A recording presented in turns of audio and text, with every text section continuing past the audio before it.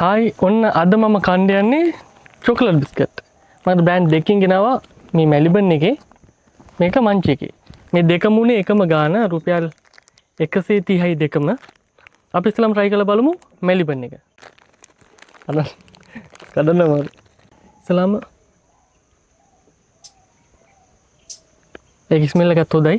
අපි රහ බලමු. මේක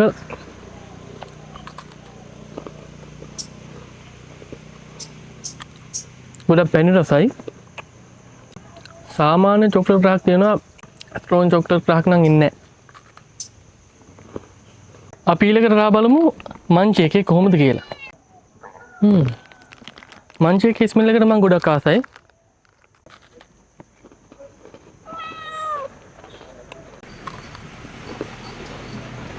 මේකෙත් ගොඩක් සීන් රහ තියෙනවා.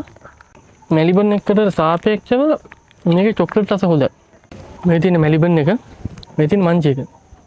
ස්මෙල් එක අතින් ගත්තාම මම ලකුණු දෙනවා මංච් එකට. ඩිසයින් එක පැත්තෙන් මම වැඩි ලකුණු දෙනවා මෙල්බන් එකට. රහ ගත්තොත් එහෙම මංච් එකට මම වැඩි ලකුණු දෙනවා මට දැනෙන විදිහට. උතර අද ජයග්‍රාහකයා මංච් චොක්ලට් බිස්කට් එක. ඒක මට දැනෙන විදිය ඔයාලට දැනෙන්නේ කොහොමද දන්නේ? මේක මට දැනෙන්නේ මංච් එක මට රහයි කියලා.